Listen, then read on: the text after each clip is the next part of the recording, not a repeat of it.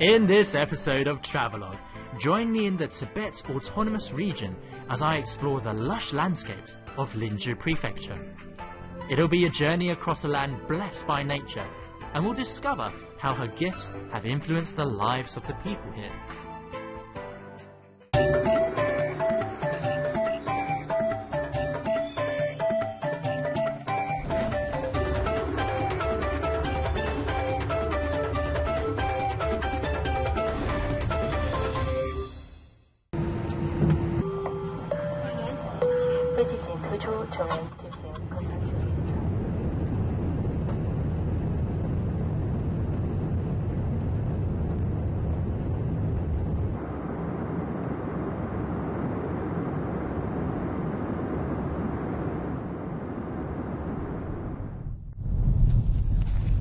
Hey, you know, Tibet is such an iconic name.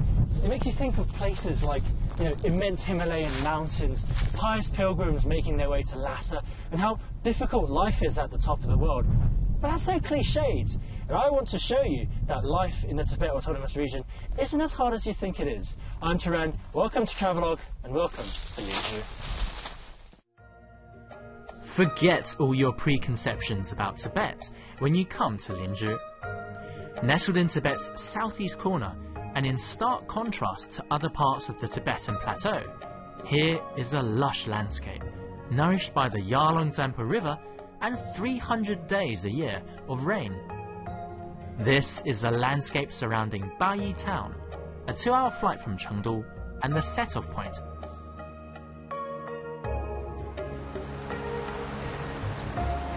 Right, so you know one of the first things people do when they come to Bayi town is they come here to visit the sacred Biru mountain, which is a sort of a holy mountain for both Tibetan Buddhists and also believers of Bon, which is the indigenous religion of Tibet.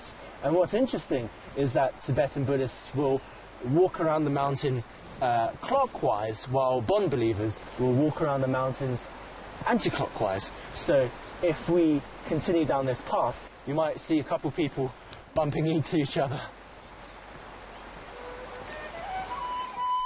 Though the direction they walk in might be different, the goal is the same: to accumulate good merit and achieve a better rebirth. You know, I've seen a few sacred mountains in my time. I don't mean to brag, but I have seen. And, you know, when I saw those mountains, it was a different kind of feeling. When you see those kind of mountains, it's this kind of power, you know, you feel overpowered or you feel awed into silence, but it's different here. Here it kind of, I don't know, it feels peaceful, you know. It feels like I've found a home for myself, that this mountain is my protective deity and this is my home and he's here to look after me.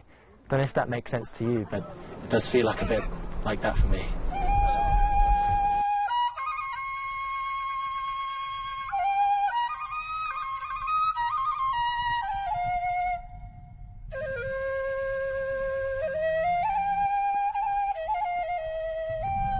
This is it.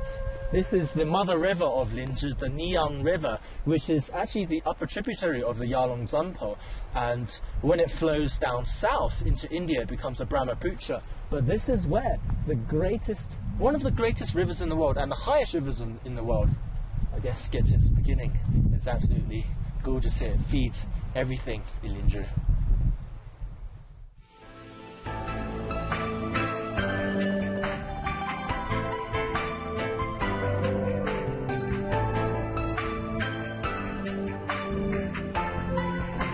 Linzhi's lifeblood is its water, and I want to get a closer look by taking a cruise along the Niyang River. Along the way, we keep bumping into Bon pilgrims heading to the nearby Benru sacred mountain, but alas, we need to soldier on.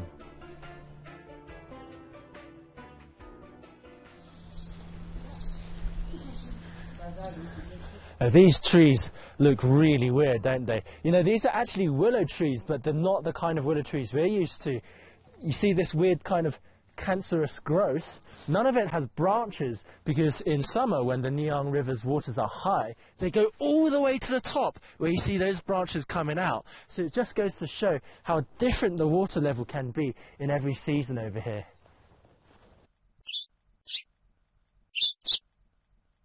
Hey, now this is traveling in style, right? So we're going to take this submarine-like sort of boat downstream via the Niyang River, and in summer when the water is higher you can actually take it 60 kilometers all the way down to Pai Town, which is at the entrance of the Yarlung Zampa Grand Canyon. But we're just going to take a scenic tour today, and we've got these cool looking captains to boot, hey?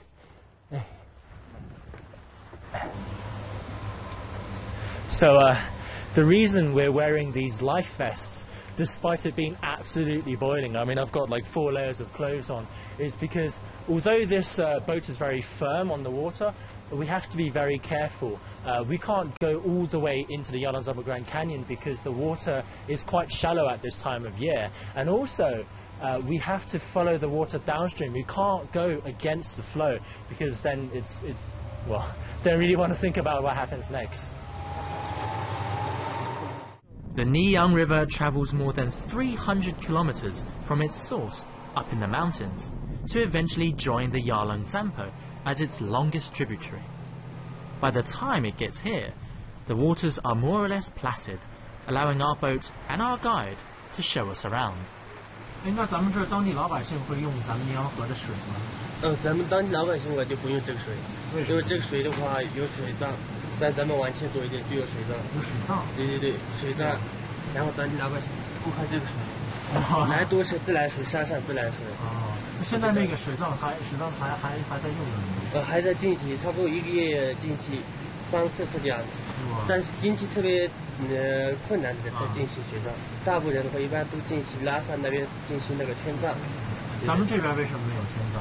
咱们这边的话，一是风气的原因，然后那些老鹰的话无法生存，没有老鹰堆也是做秃鹫嘛，然后就没法进行天葬。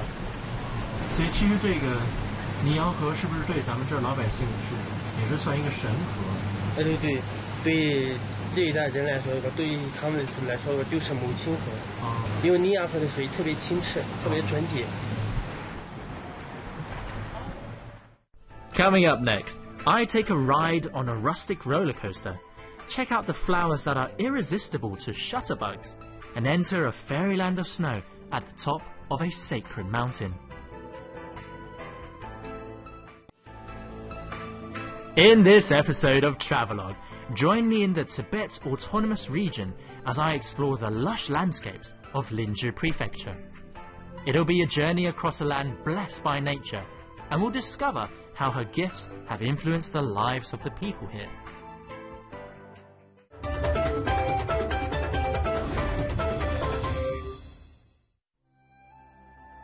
Despite sitting on the eastern end of the Himalayas, Linzhi has plenty of oxygen thanks to its many trees. It's great news for the pilgrims who often walk for months to get here. In many parts of Tibet, fruit and vegetables are rare to come by, so Linzhi's wide variety of relatively cheap produce is also a welcome change. So we've driven 25 kilometers from Bai town, not far, to come here to Lamaling Monastery, which is one of the biggest and most important lamaseries near Bai town, and it's home to the Nyingmapa, the Red Hat sect of Tibetan Buddhism, one of the oldest, actually no, the oldest sect. And this place is not only a tourist destination, but apparently if you come here to pray, then many of your prayers will be answered.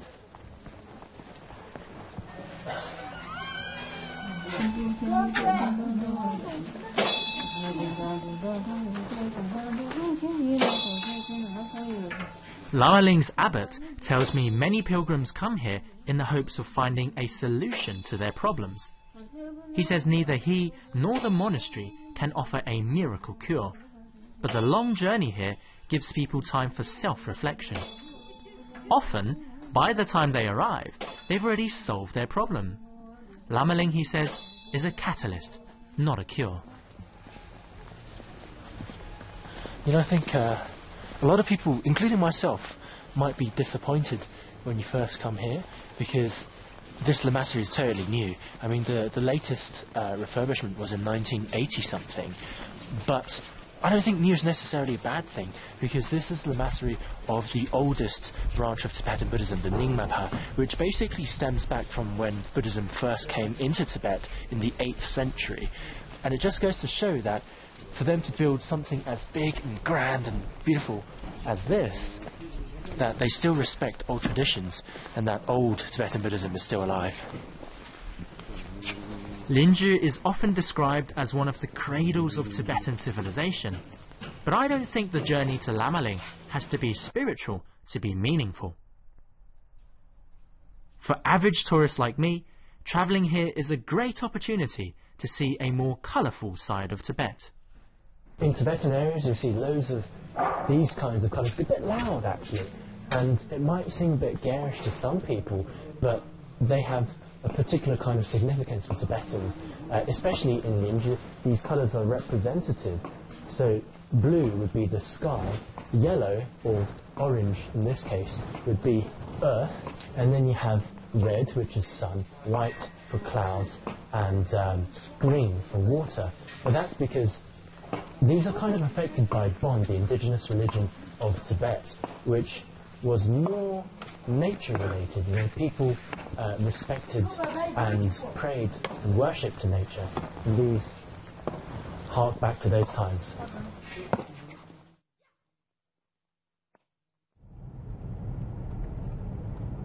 It's morning and I'm leaving Bayi for Lulang, roughly 80 kilometers away. But then this farmer catches my eye.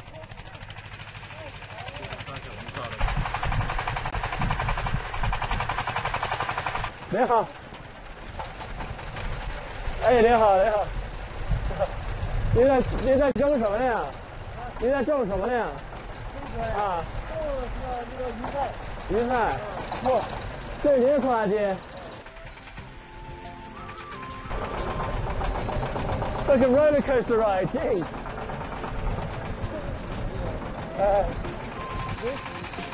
Linju's biggest difference when compared to other parts of Tibet is that its abundance of water means the locals grow crops rather than herding livestock. Thanks to high Indian Ocean winds, Linju is relatively warm and humid, allowing a large variety of produce to be grown here. This is a huge luxury, since much of the Tibetan plateau consists of perennially snow-covered mountains and arid steppes, too frigid even for burial, let alone agriculture.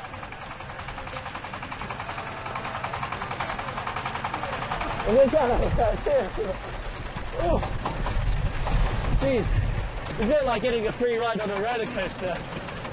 Gotta get thrown back and forth. I realise this is actually not a two-seater tractor, but I was talking to the farmer just over there. He said before he used to plough the land with cows, with bulls, and then he sold them all off to get this tractor, and now he's planting some kind of lettuce that's hopefully going to be harvested in July, and he's going to eat all of this himself. That's why he's so thin.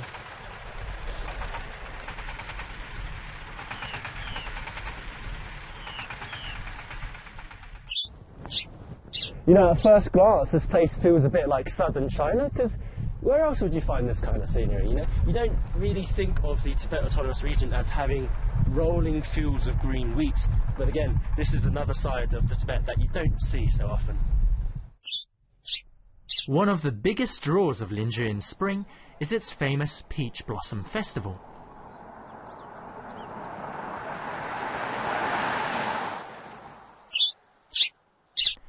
Come here mid-March to mid-April and you'll get to see entire valleys turn fabulously pink with the flowers of the wild peach trees. They say this place is the photographer's paradise, especially in spring when you get these really nice cherry blossoms, and in autumn when you have the reds and the yellows up on the mountains. But Linju is a bit unique in the sense that you get this kind of scenery all throughout the year, so as long as you have time, you can come here for the perfect shot.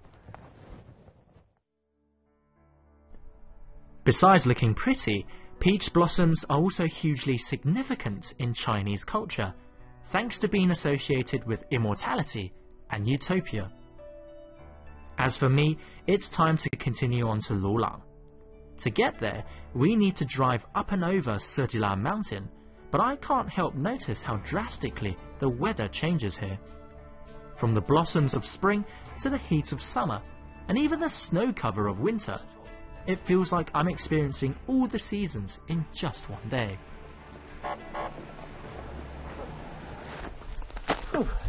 So we're on our way to Lulang town right now, but the weather here is really freaky. I mean, we're in the middle of April right now, it's spring, and just look around. It doesn't look like we're in the right season, does it? This mountain belongs to part of the Trans-Himalayan range that's abundant with spectacular scenery and icy patches. So drivers, keep your eyes on the road.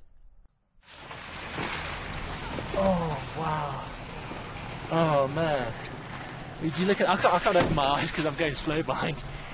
Crikey! Look at this.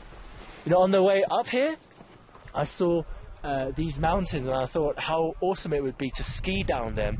But then I was told these are actually sacred mountains. This is Sitila Mountain, and it's 4,300 meters above sea level. We're close to the top now. And as you can see, a lot of people will come up here and put up their prayer flags so that when the wind blows, their mantras that are written on the prayer flags will be blown to the winds, and then they'll get good karma. But just look at this place, it's incredible. And to think, this is the middle of spring. Wow.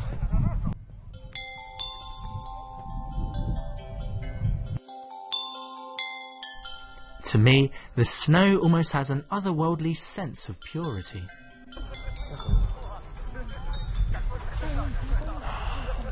You know, it is ridiculously cold up here. It's as cold as it is beautiful, and I'm so glad I brought my ski balaclava and my sunglasses, because without these, you'd be freezing. Well, my hands are frozen, and you wouldn't be able to see. So, word to the wise, make sure you bring all the right equipment up here.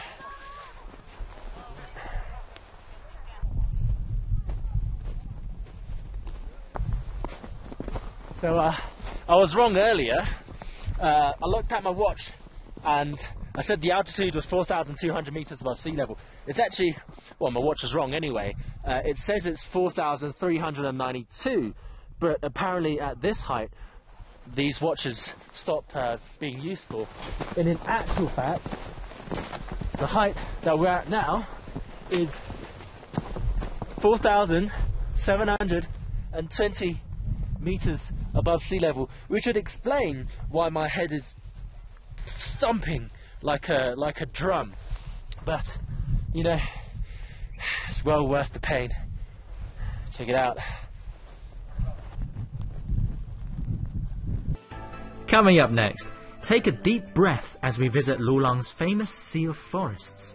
Chow down on a broth with more restorative qualities than we can name, and sit back to enjoy the simple pleasures of life. At 3,700 meters above sea level and encompassing roughly 100 square kilometers, this is Lulang's famous Sea of Forests, an endless expanse of spruce, pine and other conifers. You know, you get such an incredible panoramic view here.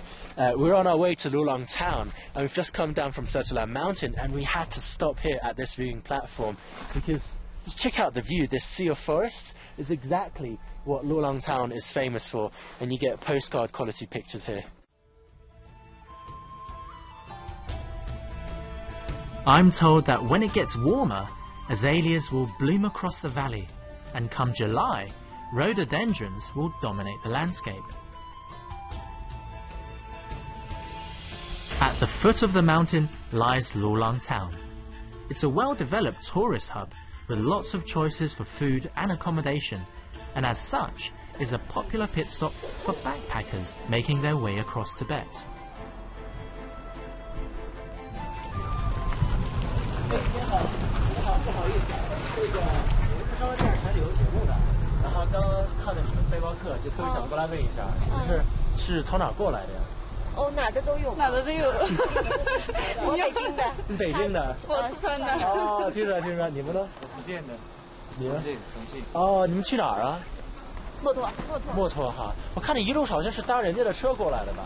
啊，对呀。哇，那对，你看蹭车，还送人家东西的，多好！那你们准备还有多少天去摩托呀？就今天去过面啊，就去呀。然后就扎帐篷就过住那了。对。哇，那行吧，那我们就在路上见吧。我们一会儿也往那边走。Ah, to be young again.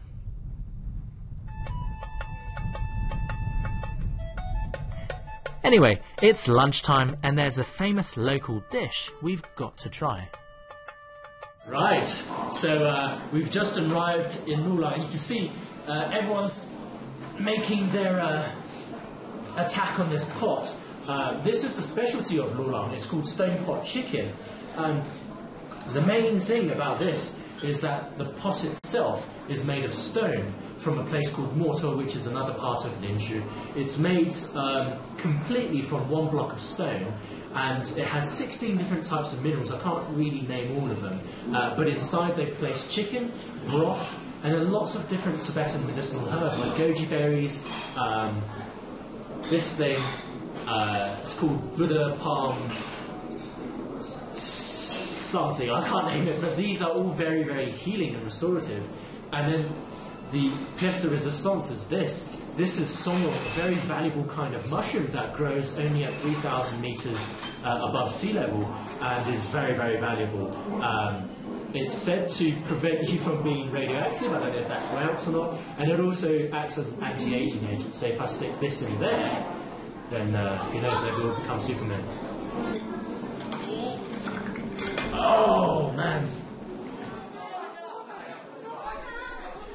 Superpowers aside, all those nutritious ingredients are bound to have an effect, and I walked away completely re-energized.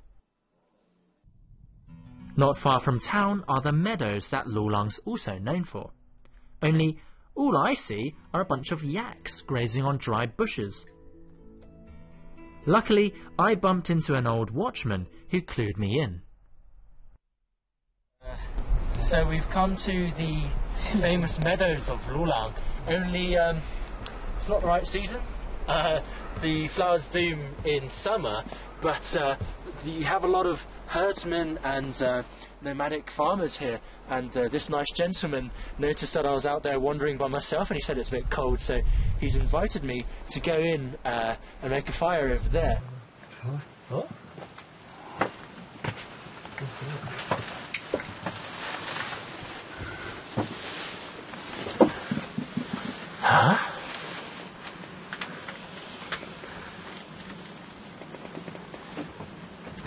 这样的生活啊，这就行了。行了。哎，那刚才那个铁的是什么东西啊？刚才有一个您拿着点着的那个黑色的。这个啊，是这是吗？这是这个。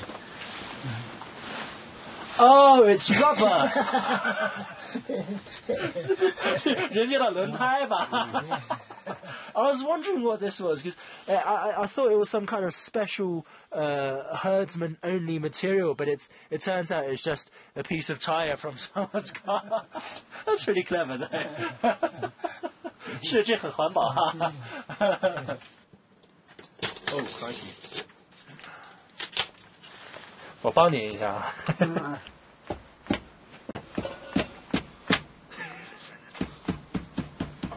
It's not as easy as it looks.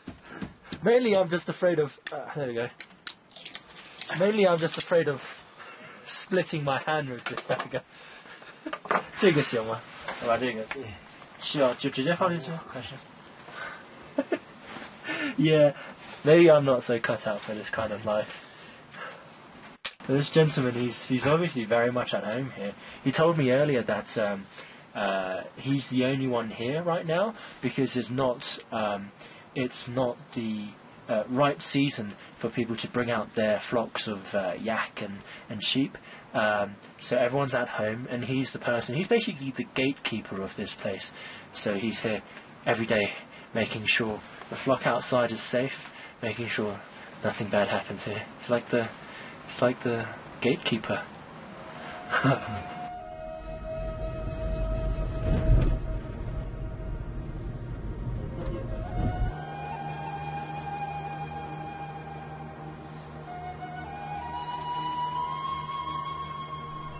As you drive through Lulang, you'll often come across quaint little Tibetan villages that are completely off the tourist radar.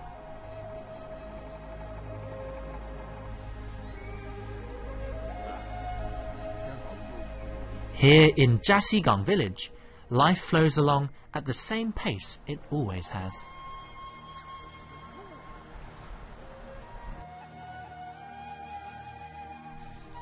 There's little to do here except marvel at how Linzhi's waters have nourished its fertile lands and transformed this place into the picture of serenity.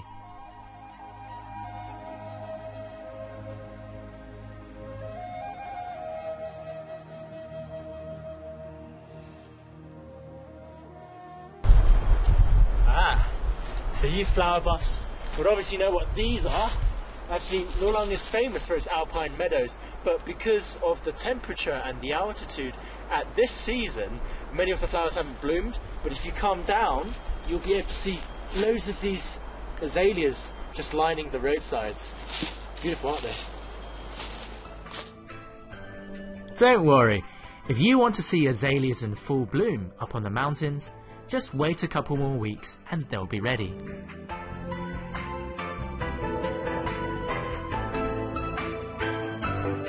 As for me, it's time I headed back to Bayi.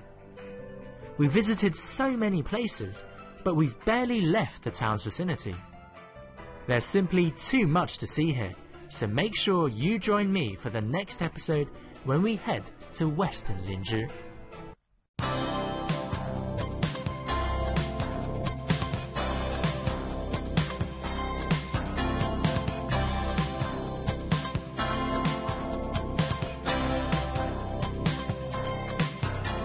Things people do when they come to Bayi town is they come here to visit the sacred Biru mountain, which is a sort of a holy mountain for both Tibetan Buddhists and also believers of Bon, which is the indigenous religion of Tibet.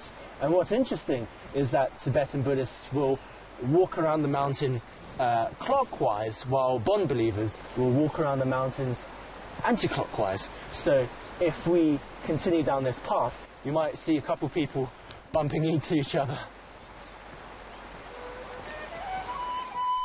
Though the direction they walk in might be different, the goal is the same: to accumulate good merit and achieve a better rebirth. You know, I've seen a few sacred mountains in my time. I don't mean to brag, but I have seen. And, you know, when I saw those mountains, it was a different kind of feeling. When you see those kind of mountains, it's this kind of power, you know, you feel overpowered or you feel awed into silence, but it's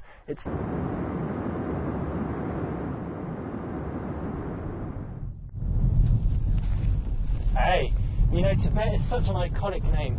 It makes you think of places like, you know, immense Himalayan mountains, pious pilgrims making their way to Lhasa, and how difficult life is at the top of the world. But that's so cliched, and I want to show you that life in the Tibet Autonomous Region isn't as hard as you think it is. I'm Turan, welcome to Travelogue, and welcome to Linzhi. Forget all your preconceptions about Tibet when you come to Linzhi. Nestled in Tibet's southeast corner, and in stark contrast to other parts of the Tibetan plateau, here is a lush landscape, nourished by the Yarlung Zampa River and 300 days a year of rain. This is the landscape surrounding Bayi town, a 2-hour flight from Chengdu and the set-off point.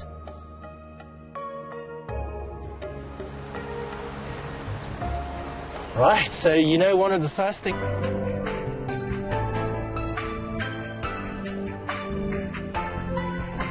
Linzhi's lifeblood is its water, and I want to get a closer look by taking a cruise along the Niyang River. Along the way, we keep bumping into Bon pilgrims heading to the nearby Benru sacred mountain, but alas, we need to soldier on.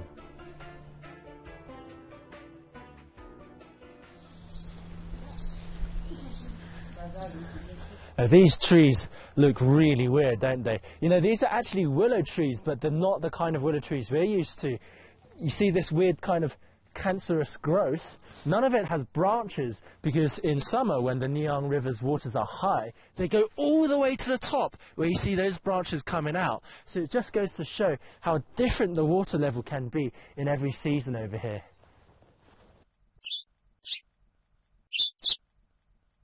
Hey, now this is travelling in style, right? So we're going to take this submarine-like sort of boat. Different here. Here it kind of, I don't know, it feels peaceful, you know? It feels like I've found a home for myself, that this mountain is my protective deity, and this is my home, and he's here to look after me. Don't know if that makes sense to you, but it does feel like a bit like that for me.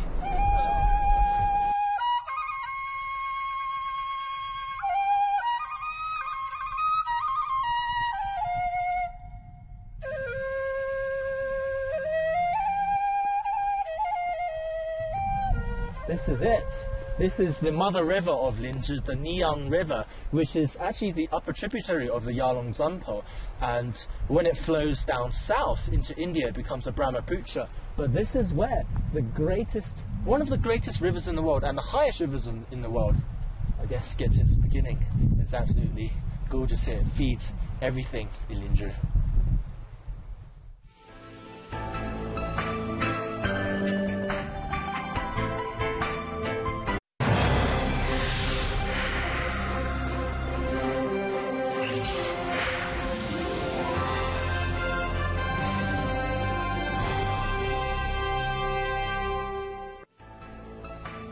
In this episode of Travelogue, join me in the Tibet Autonomous Region as I explore the lush landscapes of Linzhi Prefecture.